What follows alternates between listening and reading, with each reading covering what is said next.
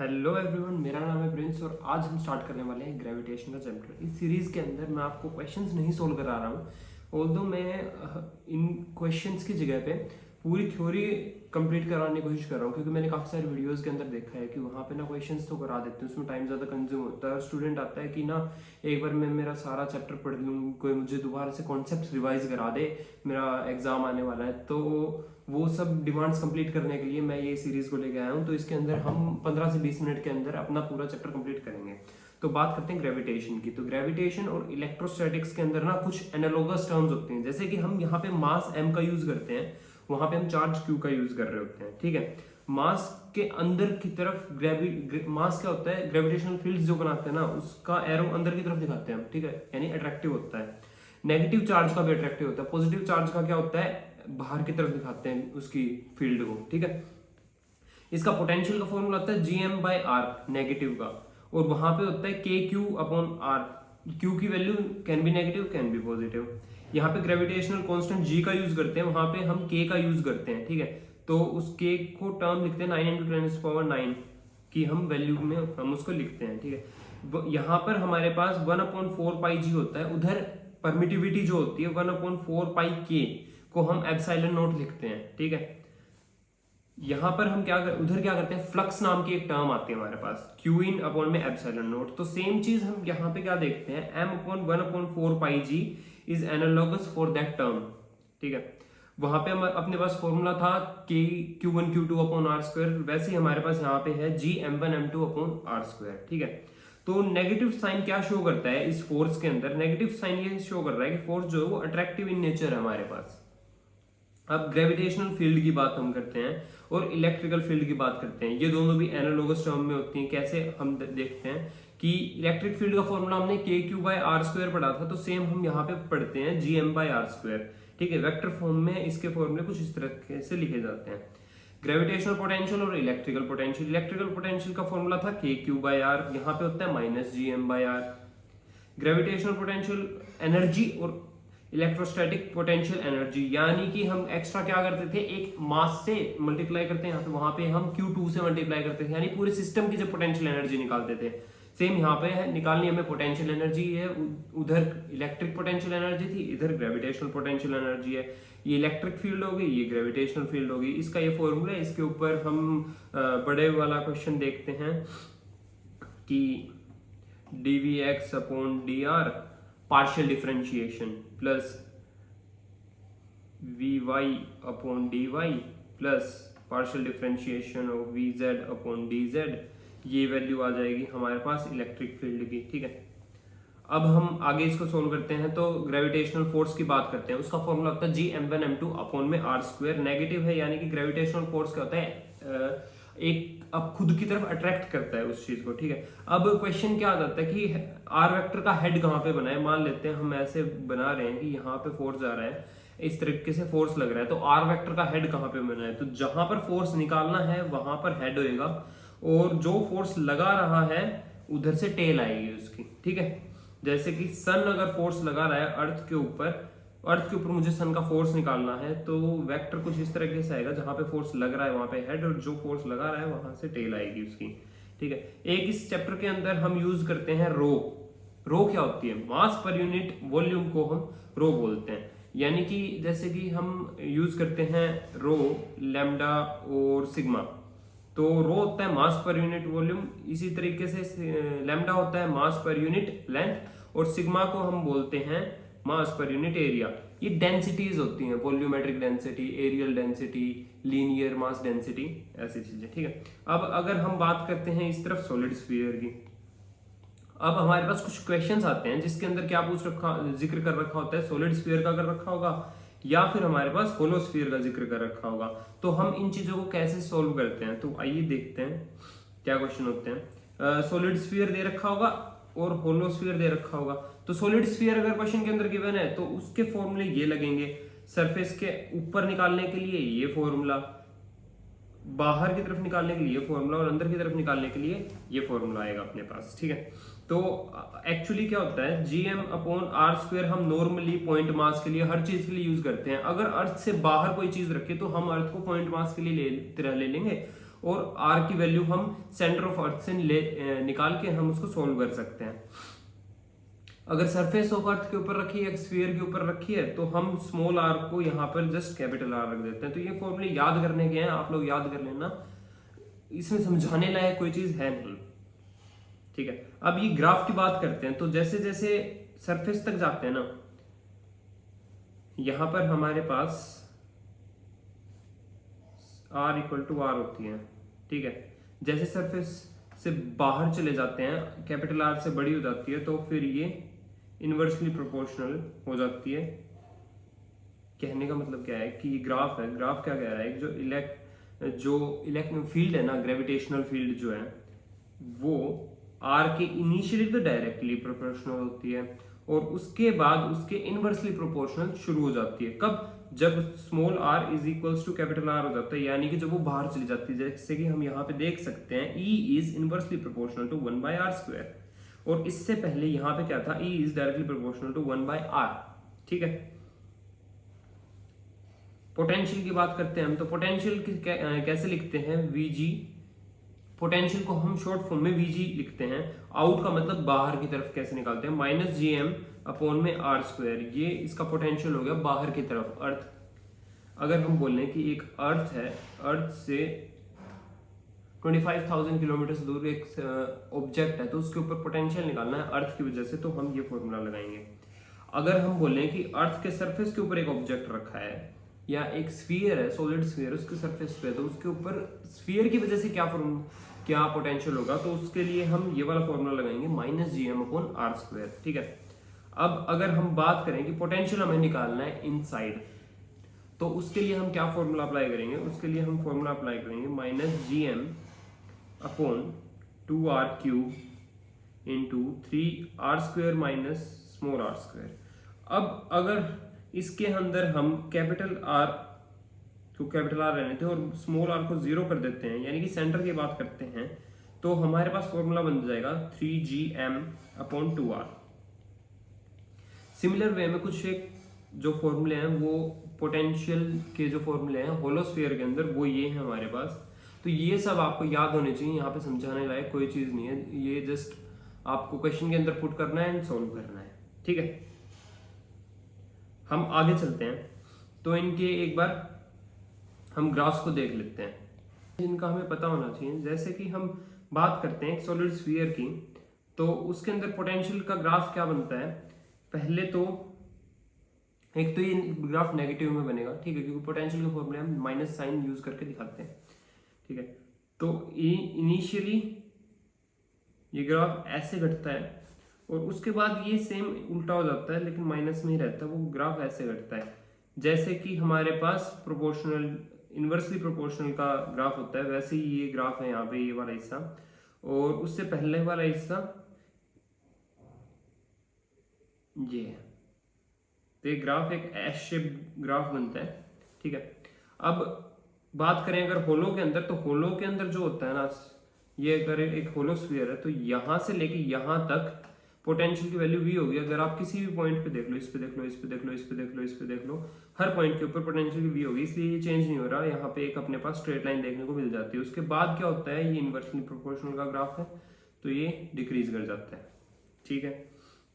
अब हम main topic पे आते हैं, एक्सेलरेशन ड्यू टू ग्रेविटी। उसके लिए हमें 2-3 चीजें पता होनी चाहिए, जो कि है mass of the earth 6 × 10⁻24 kg और radius of the earth that is 6400 kilometres. अब एक्सेलरेशन ड्यू टू ग्रेविटी की बात करते हैं, यानी कि अर्थ जो है ना, अर्थ के पास भी एक ग्रेविटेशनल पुल है, ठीक है, जिसको हम ग्रेविटी बोलते हैं। तो अगर ग्रेविटी एक फोर्स है, किसी ऑब्जेक्ट के ऊपर कोई फोर्स लगता है तो एक्सेलरेशन प्रोड्यूस होता है। तो हम उसी एक्सेलरेशन की बात कर रहे हैं कि ग्रेविटी किसी चीज को अपनी तरफ खींच रही है, तो कितने एक्सेलरेशन से अपनी तरफ अट्रैक्ट कर रही है। तो उसके लिए हमारे पास फॉर्मूला क्या होता है, G is equals to GME upon RE का स्क्वायर, ठीक है। तो यहाँ पर इसकी normal value 9.8 metre per second square होती है, ओके। और इसके अंदर हम वेरिएशंस देखने को मिलती हैं, इससे रिलेटेड क्वेश्चंस क्या आएंगे। यहाँ पे मास की जगह पे हमें डेंसिटी दे रखी होगी, तो वहां पे हम मास की जगह पे वॉल्यूम इंटू डेंसिटी कर सकते हैं, और वॉल्यूम का फॉर्मूला आएगा 4/3 पाई RE का क्यूब, ठीक है। ये हमारे पास वॉल्यूम का फॉर्मूला हो गया। तो आर ई से कैंसिल हो जाएगा, हमारे पास जी की वैल्यू ये आ जाएगी, ठीक है। अब इसके अंदर क्या होता है कि हम प्रोपोर्शनैलिटी देखते हैं कि मान लेते हैं कि डेंसिटी डबल हो रही है और रेडियस घट रही है, तो फिर जी के ऊपर क्या फर्क पड़ेगा, ठीक है। कह रहे हैं कि डेंसिटी डबल हो रही है और रेडियस हाफ हो रही है, तो जी क्या होगी, अनअफेक्टेड होगी, क्योंकि दोनों से डायरेक्टली प्रोपोर्शनल है। तो 2 × 1/2 दैट विल बी 1। तो ग्रेविटी के ऊपर कोई डिफरेंस नहीं आएगा। इस टाइप के क्वेश्चन हमसे पूछे जा सकते हैं। अब क्वेश्चन क्या आ सकता है कि एक h हाइट पे जाने के बाद ग्रेविटी कितनी कम हो जाएगी। तो उसके लिए हमारे पास डायरेक्ट फॉर्मूला होता है जी इफेक्टिव का। G effective is equals to g naught upon 1 plus h upon R E का होल स्क्वायर। अब यहाँ पे डिपेंड करता है कि हाइट कितनी है। अगर 100 किलोमीटर या उससे कम है ना, तो हम यहाँ पे बाइनोमियल लगा देंगे, जिसके थ्रू हमारे पास एक ये बन जाएगा फॉर्मूला, ठीक है। तो ये तभी लगाना है जब 100 से कम हो, हमारे पास 100 किलोमीटर से कम हाइट गिवन हो, ठीक है। और अब अगर हमारे पास 100 से ज़्यादा है तो हम नॉर्मली ये फॉर्मूला लगा सकते हैं, और अगर 500 से ज़्यादा तो डेफिनेटली ये लगा सकते हैं, ठीक है। अब ग्रेविटी एट डेप्थ डी की बात करते हैं कि ना, कुछ जमीन में गहराई पे जाने के बाद आपके पास कितनी ग्रेविटी बचेगी। तो उसका फॉर्मूला अपने पास ये होता है, ये फॉर्मूला क्या है, g naught 1 minus D upon R E, ठीक है। तो अब क्वेश्चन क्या आ जाता है कि किस पॉइंट पर डेप्थ में, किसी पॉइंट पर डेप्थ में मान लेते हैं ग्रेविटी जी है, तो कितनी हाइट पर जाने के बाद वो ग्रेविटी सेम होगी। तो इसके लिए हमारे पास फॉर्मूला क्या होता है, d is equals to 2h, ठीक है। इसका क्या मतलब है, अगर 10 मीटर पर जो ग्रेविटी है ना, 10 मीटर गहराई में जो ग्रेविटी है वो हमारे पास 5 मीटर हाइट के ऊपर हो जाएगी, क्योंकि यहाँ पे अगर d की जगह हम 10 रखेंगे 2 डिवाइड में आएगा तो हाइट आएगी 5 मीटर्स, ठीक है। क्योंकि हमने जस्ट यहाँ पे इसको कंपेयर किया है।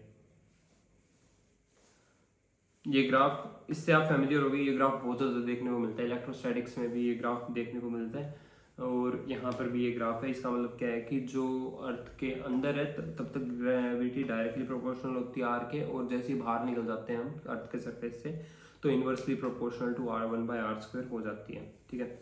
For the small height h and depth d gravity will be equal if d is equals to 2h, जो भी अभी मैंने आपको समझाया। Variation in earth gravity due to the rotation of the earth rotate कर रही है, तो क्या हो रहा है, उस वजह से ना उसकी ग्रेविटी के ऊपर मतलब डिफरेंस आता है। कैसे, इक्वेटर के ऊपर कुछ होगी, ठीक है। जैसे जैसे ऊपर जाते जाएंगे वो ग्रेविटी की वैल्यू चेंज होती जाएगी। कैसे चेंज होती जाएगी, अगर लैम्डा हम 0 कर देते हैं, दैट इज इक्वेटर की बात करते हैं, तो उसके ऊपर ग्रेविटी का फॉर्मूला हमारे पास ये होता है। कैसे, हमने यहाँ पे लैम्डा की वैल्यू 0 रखी, ZERO, ठीक है। तो 0 कब होती है लैम्डा की वैल्यू, यानी कि हम इक्वेटर के ऊपर हैं, ये अर्थ है, ठीक है। तो इस एंगल को हम लैम्डा बोल रहे हैं, ये हमें पोजीशन बताता है अर्थ के ऊपर हमारी इक्वेटर के साथ। तो अगर ये 0 हो जाएगा यानी कि ये लाइन ओवरलैप कर जाएगी, यानी कि हम इक्वेटर के ऊपर ही हैं, ठीक है।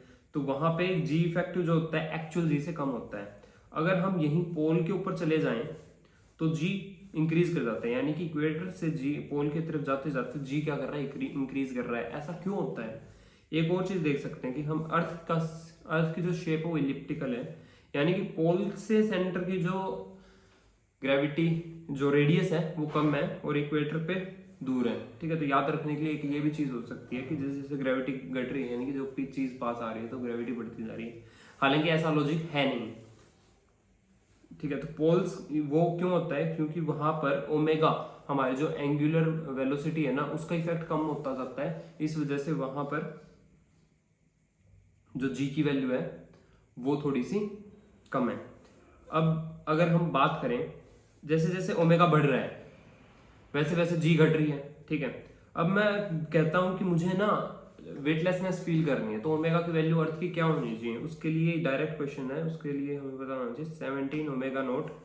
डायरेक्ट क्वेश्चन है कि 17 ओमेगा नॉट इसकी वैल्यू, ओमेगा की वैल्यू होनी चाहिए जिससे हम वेटलेसनेस फील कर सकें, ठीक है। For weightlessness at equator what should be the value of omega. तो omega is equal to 17 omega naught, जिससे उसका अर्थ का टाइम पीरियड क्या हो जाएगा, √2 आवर्स हो जाएगा। 84.6 मिनट भी हम इसको बोलते हैं, 1.41 आवर्स भी हम इसको बोल सकते हैं। अगर अर्थ रोटेट करना रोक दे तो उससे ग्रेविटी के ऊपर क्या फर्क पड़ेगा, then the value of the g will increase at all places except pole, क्योंकि पोल के ऊपर ओमेगा की वजह से कोई डिफरेंस नहीं आ रहा था। क्यों नहीं आ रहा था, क्योंकि कोस 90 डिग्री जो होता है साइन 0 एंड साइन 90 1, तो कोस 90 क्या हुआ हमारे पास 0, जिस वजह से हमारा जो जी इफेक्टिव है वो नॉर्मल जी नोट के इक्वल हो जाता है, ओमेगा कोस के ऊपर कोई डिफरेंस नहीं आता। ठीक है, the value of g is different at different places on the earth due to its angular velocity. Gravitational potential and gravitational potential energy की हम बात करते हैं तो Vg से हम इसको डिनोट करते हैं, तो इसका फॉर्मूला सेंटर के ऊपर होता है 3/2 Gme/r। हमारे पास सेंटर के ऊपर ये है। ठीक है, एक चीज देखते हैं कि हमारे पास सरफेस के ऊपर ये फॉर्मूला आ रहा है, तो इन दोनों का डिफरेंस कितना है, 3/2 - 1 दैट इज 1/2, यानी कि सेंटर से लेके सरफेस तक ग्रेविटेशनल पोटेंशियल एनर्जी का डिफरेंस कितना है, हाफ का है। अब क्वेश्चन आ जाएगा आपके पास कि ना ग्रेविटेशनल पोटेंशियल एनर्जी सेंटर के ऊपर हमने कर दी 5/2, तो फिर सरफेस के ऊपर कितनी होगी। अब हमें ये पता है कि हाफ उसके अंदर ऐड होना चाहिए। ठीक है, तो हम क्या करते हैं कि हमारे पास -5/2 गिवन है, तो हम इसके अंदर प्लस कर देंगे half, that will be -4/2 which will be 1/2। ठीक है, -1/2 ये हमारी पोटेंशियल एनर्जी हो जाएगी सरफेस के ऊपर। सिमिलरली हम यहाँ पे भी ये चीज को यूज कर सकते हैं कि किसी जगह पे, यानी कि outside the surface of the earth, outside the earth potential energy उसकी वजह से क्या आएगी, -Gme/r। पोटेंशियल एनर्जी है, पोटेंशियल ग्रेविटेशनल पोटेंशियल है ये, और ग्रेविटेशनल पोटेंशियल एनर्जी कितनी हो जाएगी अगर हम इसको उस बॉडी के मास से मल्टीप्लाई कर दें, तो that will be gravitational potential energy. ठीक है, तो मैं यहाँ पे आपको जो समझाना चाहता था वो होपफुली आपको समझ में आ गया होगा कि यहाँ पे -3/2 है, अगर इसके अंदर मैं +1 कर रहा हूं तो मेरे पास -3 + 2/2 दैट विल बी -1/2। तो यानी कि एक्चुअली क्या हुआ कि मैंने उसके अंदर हाफ ऐड किया -3/2 के अंदर, यानी कि -1.5 के अंदर अगर मैं हाफ ऐड कर देता हूं तो मेरे पास -1 बचता है, जो कि यहाँ पे सरफेस के ऊपर है। ठीक है, तो सिमिलरली अगर मुझे दे रखा है x, तो उसके अंदर मैं हाफ ऐड कर दूंगा तो मेरे पास सरफेस के ऊपर जो है वो आ जाएगी। अब मैं बात करता हूँ पोटेंशियल एनर्जी की। तो पोटेंशियल एनर्जी का हमारे पास क्या फॉर्मूला होता है, सेंटर के ऊपर अभी हम पढ़ के आए -3/2 Gmem/re, सरफेस के ऊपर है -Gmem/re, यहाँ पे डिफरेंस है 1/2 का। ठीक है, और आउटसाइड क्या है -Gmem/re। इन्हीं फॉर्मुलों के ऊपर क्वेश्चन आ जाता है बेसिकली। अब आगे हम अगर चेंज इन पोटेंशियल एनर्जी बोले, हम कहें कि सरफेस के ऊपर रखी थी एक बॉल और मैं उसको 1000 मीटर किलोमीटर ऊपर लेके गया, तो उससे डिफरेंस क्या आएगा, तो हमारे पास फॉर्मूला होता है mgh/1 + h/re। ठीक है, अब ये फॉर्मूला हमारे पास आ गया है। इसमें क्या होता है, अगर हाइट हम बोलते हैं कि 10 मीटर, अगर रेडियस ऑफ अर्थ से बहुत कम है तो हम डायरेक्टली उसको mgh लिख सकते हैं, जैसे कि हम वर्क पावर एनर्जी के अंदर यूज करते आ रहे थे। बट अगर वो चीज बहुत ज्यादा दूर, जैसे मैंने कहा 1000 किलोमीटर ऊपर लेके गए हैं, तो वहां पे हमें इस फॉर्मूले को डेफिनेटली यूज करना पड़ेगा। एक हम बात करते हैं टू अटेन हाइट h। मैं चाहता हूं मैं एक बॉल को ऊपर फेंकूं h हाइट ऊपर अर्थ से, तो उसको मैं इनिशियल वेलोसिटी क्या दूंगा, उसके लिए हम क्या करते हैं, पोटेंशियल एनर्जी को हम काइनेटिक एनर्जी के इक्वल कर देते हैं। ठीक है, तो इनिशियली हमारे पास क्या होगा, इनिशियली हमारे पास काइनेटिक एनर्जी होगी हाफ mv²। मैं मान लेता हूँ कि सरफेस के ऊपर उसकी पोटेंशियल एनर्जी है 0। तो हाइट h के ऊपर h पर जाने के बाद उसकी पोटेंशियल एनर्जी कितनी हो जाएगी, अगर कंपेरेबल है तो mgh/1 प्लस h/re। ठीक है, हम इसको इक्वेट कर लेंगे तो हमारे पास ये रिजल्ट आ जाएगा, आंसर आ जाएगा, यानी कि इतनी वेलोसिटी होनी चाहिए हाइट h पर उसको पहुंचाने के लिए। अब ऑर्बिटल मोशन ऑफ सैटेलाइट की बात करते हैं। तो ऑर्बिटल मोशन ऑफ सैटेलाइट क्या होता है, एक्चुअली एक सैटेलाइट जो होती है वो ऑर्बिट में जिस पाथ में अर्थ के अराउंड घूमती है उस चीज को हम ऑर्बिट बोलते हैं। ठीक है, तो m से हम डिनोट कर रहे हैं यहाँ पे, ms से मास ऑफ सैटेलाइट। वो सैटेलाइट r डिस्टेंस दूर है सेंटर ऑफ अर्थ से, अर्थ की रेडियस है re और मास है m e। तो यहां से हम अगर इन फॉर्मूला को इक्वेट करें, यानी कि ग्रेविटी का फॉर्मूला है और हमारे पास सेंट्रीपिटल एक्सेलरेशन का फॉर्मूला है, हम सेंट्रीपिटल फोर्स का फॉर्मूला है, हम दोनों को इक्वेट करते हैं तो हमारे पास वेलोसिटी आ जाती है। इसको हम बोलते हैं एस्केप वेलोसिटी। ठीक है, एस्केप वेलोसिटी में जो r होता है ये r+h ही होता है। अब अगर मैं इसको आगे सोल्व करता हूं तो मैं इसको लिख सकता हूं Gme/r²। और मैं क्या कर रहा हूं, मैंने इस ही फॉर्मूले को यहाँ पे लिखा है, बस r से मल्टीप्लाई और r से डिवाइड कर दिया, √r से मल्टीप्लाई और √r से डिवाइड कर रखा है इसको। ठीक है, तो फिर मेरे पास एक मॉडिफाई होके आ गया G effective into v into r का √। ये ऑर्बिटल वेलोसिटी का फॉर्मूला है। सॉरी, मैंने यहाँ पे गलती से इसको एस्केप वेलोसिटी बोल दिया, ये ऑर्बिटल वेलोसिटी है। ठीक है, तो orbital velocity is independent of mass of satellite. Orbital velocity depend नहीं करती कि सैटेलाइट का मास कितना है, वो उसके इंडिपेंडेंट होती है, चाहे 1000 किलो की, चाहे 10,000 किलो की सैटेलाइट हो।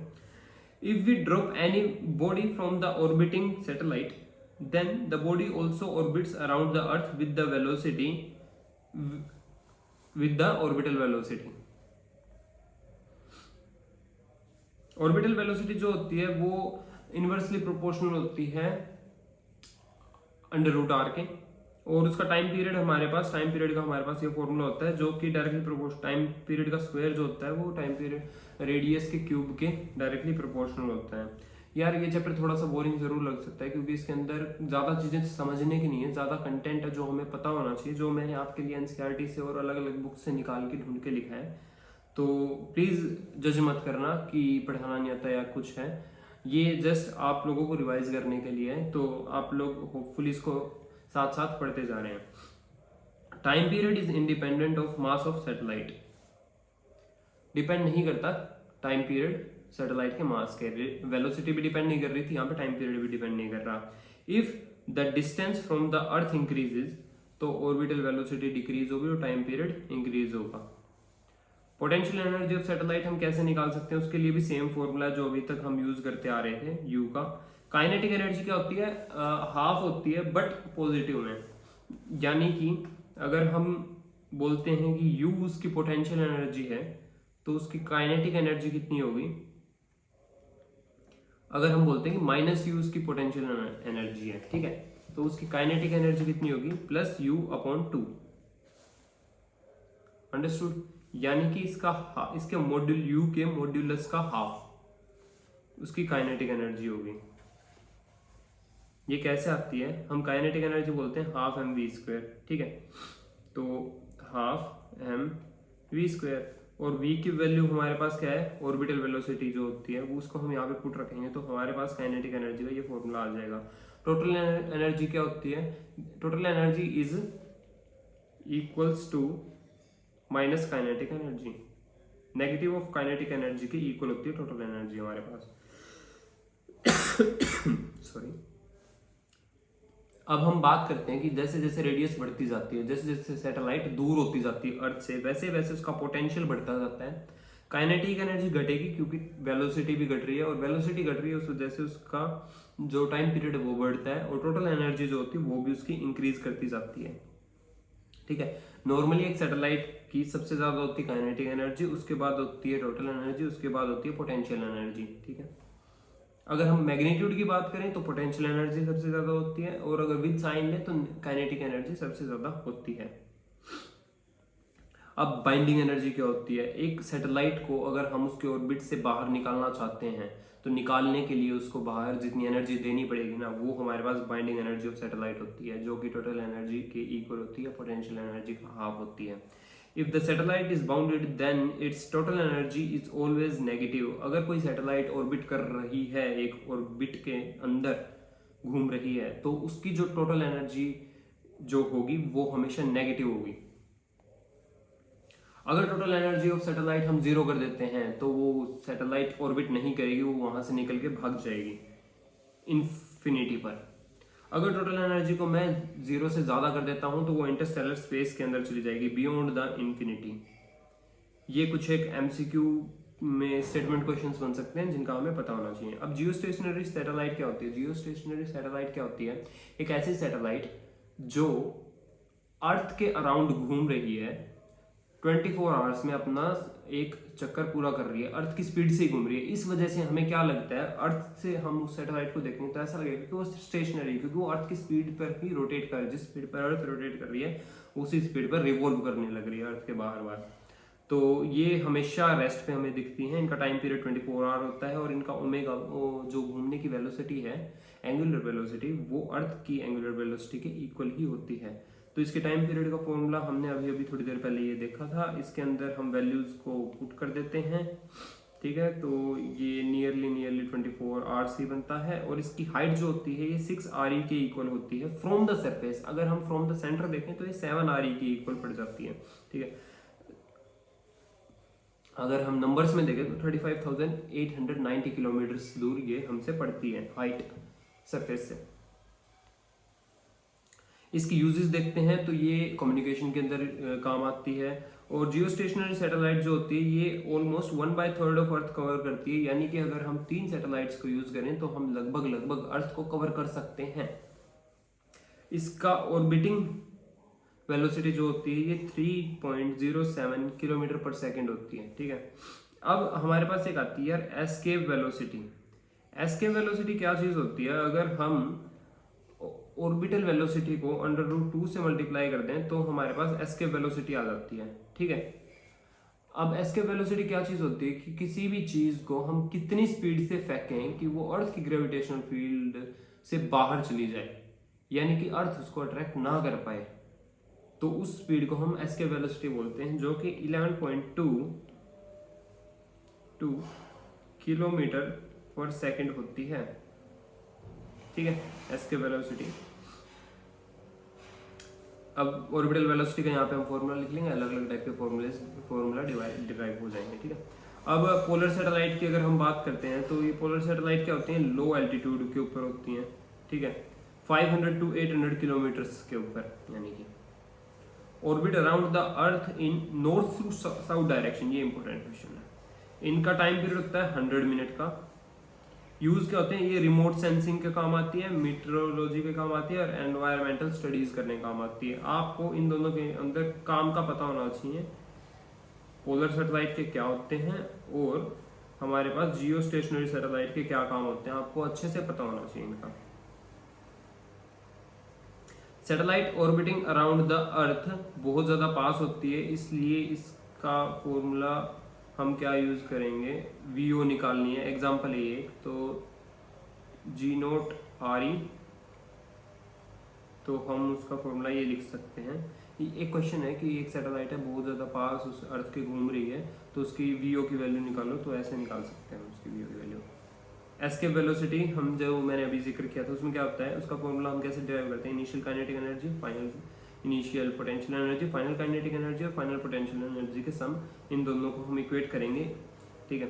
तो हम यहाँ पे क्या करते हैं, ये हमारी इनिशियल काइनेटिक एनर्जी होगी यानी VE एस्केप वेलोसिटी, और G-GME/R ये जो है इनिशियल पोटेंशियल एनर्जी है हमारे पास, ये हमेशा नेगेटिव में होती है, ध्यान रखें। और फाइनली पोटेंशियल एनर्जी है ही नहीं क्योंकि अर्थ की पहुंच से दूर चली जाएगी। और फाइनल काइनेटिक एनर्जी हमें निकालनी है जो कि 0 भी हो सकती है। For escape velocity final kinetic energy या तो 0 होगी या उससे ज़्यादा होगी। अगर हम मान लेते हैं कि ये 0 है तो उसके लिए हमारे पास क्या फॉर्मूला बनेगा? फिर ये हमारे पास फॉर्मूला आ जाएगा अगर फाइनल काइनेटिक एनर्जी इसकी 0 होने वाली है। अगर हम फाइनल काइनेटिक एनर्जी को ज़्यादा कर देते हैं तो वो क्या होगी, इंटरस्टेलर स्पेस के अंदर जो ऑब्जेक्ट है वो पहुंच जाता है। Escape velocity at any distance r, r जो है रेडियस ऑफ अर्थ से ज्यादा है, यानी कि सरफेस के बाहर यहाँ से यहाँ से यहाँ से यहाँ से इन पॉइंट से एस्केप वेलोसिटी क्या होगी, तो उसके लिए हमारे पास ये फॉर्मूला है, ठीक है। इसको हम मॉडिफाई करके इन टर्म्स में भी लिख सकते हैं, या सब बातें पता होनी चाहिए। तो अब एस्केप वेलोसिटी क्या होगी, किसी भी बॉडी के मास के ऊपर डिपेंड नहीं करती है एस्केप वेलोसिटी, जैसा कि आप जानते हैं। अगर मेरे पास एक 100 किलो की बॉडी है और 1000 की, ऑब्वियसली 100 वाले को भेजना इजी होगा क्योंकि हमें फोर्स कम लगाना पड़ेगा, बट इनिशियल वेलोसिटी तो उसको भी 11.2 किलोमीटर पर सेकंड चाहिए, और जो 1000 kg है उसको भी 11.2 किलोमीटर पर सेकंड की इनिशियल वेलोसिटी चाहिए ही चाहिए, या इनिशियल नहीं तो मतलब कुछ टाइम के बाद वो इतनी पहुंच जानी चाहिए ताकि वो अर्थ की ग्रेविटेशनल फील्ड को ओवरकम कर सके। हाँ, भारी बॉडी है तो उसके ऊपर फोर्स ज्यादा लगाना पड़ेगा, हमें वर्क ज्यादा करना पड़ेगा, वो एक कॉमन सेंस की बात है। अगर एस्केप वेलोसिटी ऑफ मून देखें तो वो 2.3 किलोमीटर पर सेकंड होती है, ठीक है। एस्केप वेलोसिटी इंडिपेंडेंट होती है एंगल ऑफ प्रोजेक्शन के, अर्थ है तो हम उसको ऐसे करें, ऐसे करें, ऐसे करें, ऐसे करें, ऐसे करें, ऐसे करें, सारी सेम ही बात है, सेम ही हमें एस्केप वेलोसिटी लगानी पड़ेगी। For earth to be a black hole, उसकी escape velocity speed of light से ज्यादा हो जानी चाहिए। c is the speed of light.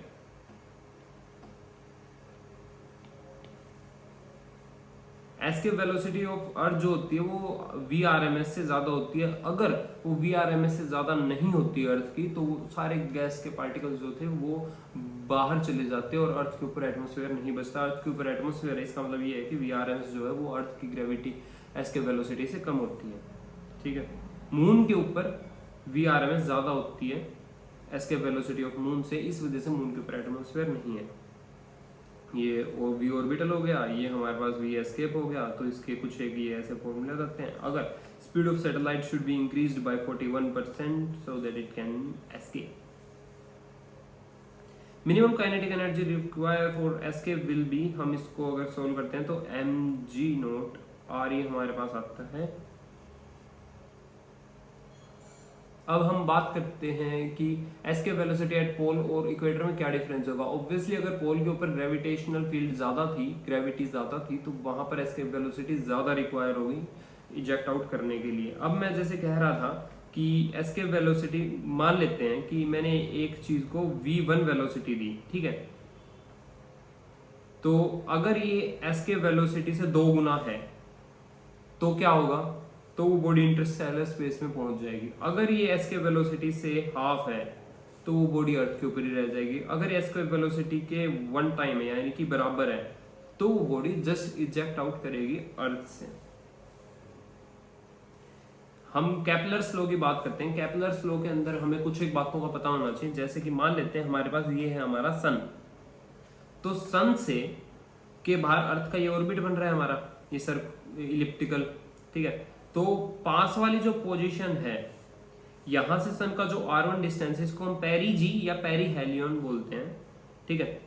और दूर वाला जो है उसको एपोजी या फिर एपीहेलियन बोलते हैं, ठीक है। अब क्या कहते हैं हम, जो ये वाला जो एक्सिस है हमारे पास, ये वाला एक्सिस, इसको हम सेमी मेजर एक्सिस बोलते हैं, और ये वाला जो एक्सिस है इसको हम सेमी माइनर एक्सिस बोलते हैं, जिसको हम B से डिनोट करते हैं। सेमी मेजर एक्सिस को हम A से डिनोट करते हैं, ठीक है। तो हमारे पास एपोजी जो होती है उसकी वैल्यू क्या आएगी, semi major axis A plus this distance AE, और पेरीजी क्या होगी, सेमी मेजर एक्सिस में से अगर हम AE को माइनस कर दें, ये फॉर्मूला होगा हमारे पास, ठीक है। B के लिए फॉर्मूला क्या होता है, A इंटू √1 माइनस E का square, this is B for us. आगे हम चलते हैं, कुछ एक बातें करते हैं जिसके अंदर हमारे पास एक आता है एरियल वेलोसिटी। एरियल वेलोसिटी जो होती है वो होती है कांस्टेंट, यानी कि मान लीजिए सन के बाहर यहां पे जा रही है, तो हम बोलते हैं यहां से यहां जाने में अर्थ ने लगाया T1 टाइम, ठीक है। तो सेम टाइम में अर्थ यहां से यहां गई, यहां से यहां जाने में लगा t2 टाइम, ठीक है।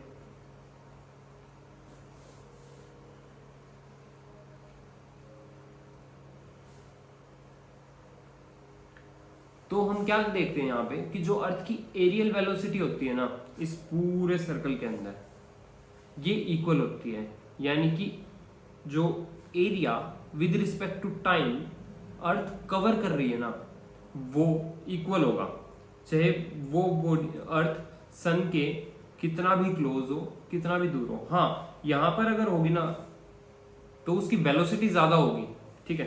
यहाँ पे वेलोसिटी जो होती है मैक्सिमम होती है, और इस पॉइंट पे आने के बाद वेलोसिटी हो जाती है minimum. But areal velocity constant रहती है अर्थ की, ठीक है। इसके लिए हमारे पास कुछ एक फॉर्मूलाज होते हैं, जैसे कि एरियल वेलोसिटी निकालने के लिए v1 वेलोसिटी निकालने के लिए इस पॉइंट के ऊपर अगर हम वेलोसिटी निकाल रहे हैं तो इसका फॉर्मूला है हमारे पास ये, और अगर इस पॉइंट के ऊपर निकाल रहे हैं तो जस्ट यहाँ पे 1 + e/1 - e इसको हम उल्टा लिख देते हैं, जिससे हमारे पास v2 की वैल्यू आ जाती है। v2 ये है और v1 यहाँ की वेलोसिटी है। केपलर सेकंड लॉ की बात अगर हम करते हैं तो यही है कि एरियल वेलोसिटी इज कांस्टेंट, यानी कि dA/dv = L/2m, यानी एरिया अपॉन टाइम = L/2m। इसको हम आगे सॉल्व करते हैं तो हमारे पास ये फॉर्मूला बनता है T = A.2m/L। इसको अगर हम आगे सॉल्व करते हैं तो ए की जगह हम ए एरिया है तो πAB.2m/L बनता है, ठीक है। ऑन सॉल्विंग हम टाइम पीरियड का ये फॉर्मूला निकाल सकते हैं। अब एक लास्ट क्वेश्चन और एक बड़ा इजी सा क्वेश्चन है। बोलते हैं कि एक सर्कल के अंदर दो ऑब्जेक्ट्स हैं, एक इधर जा रहा है दूसरा इधर जा रहा है, तो इसको चक्कर लगाने S1 को चक्कर लगाने के लिए टाइम लगता है 3 आवर्स का, और S2 को चक्कर लगाने के लिए टाइम लगता है 4 आवर्स का। तो ये कब मिलेंगे? तो अगर ये अपोजिट डायरेक्शन में जा रहे हैं तो हम फॉर्मूला इसका यूज करेंगे T1 T2/T1 + T2, ठीक है, T1 + T2। और अगर ये सेम डायरेक्शन के अंदर जा रहे हैं तो हम यहाँ पे माइनस यूज करेंगे, प्लस यूज नहीं करेंगे। दैट्स इट, इससे आपका आंसर निकल जाएगा। तो thank you so much for watching us.